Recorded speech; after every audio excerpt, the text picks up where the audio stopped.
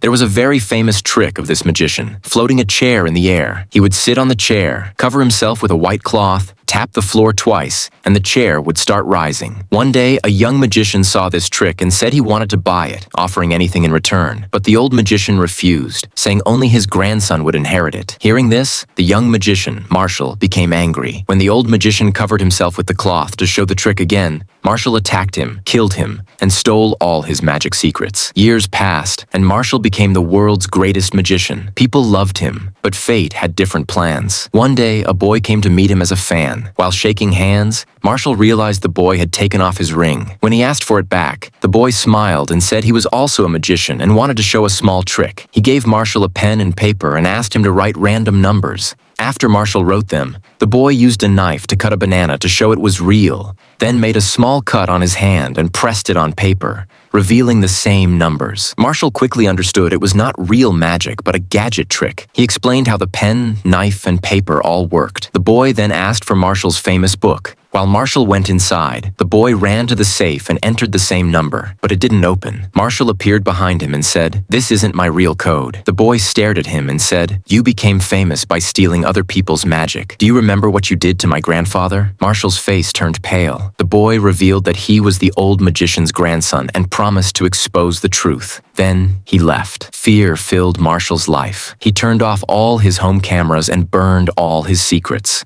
thinking no one could catch him. But the next day, the police arrived. They told him his wife had been murdered and he was the prime suspect. They asked for CCTV footage, but Marshall himself had turned off the cameras. Then they told him to open the safe. As soon as he opened it, he was stunned. Inside was the same knife that the boy had used the previous day. Marshall suddenly remembered. The boy had swapped his ring while shaking hands. That ring had a tracker chip. When Marshall opened the safe, the ring recorded the code, and the knife inside had Marshall's fingerprints because he had held it earlier. Now his wife's blood was also found on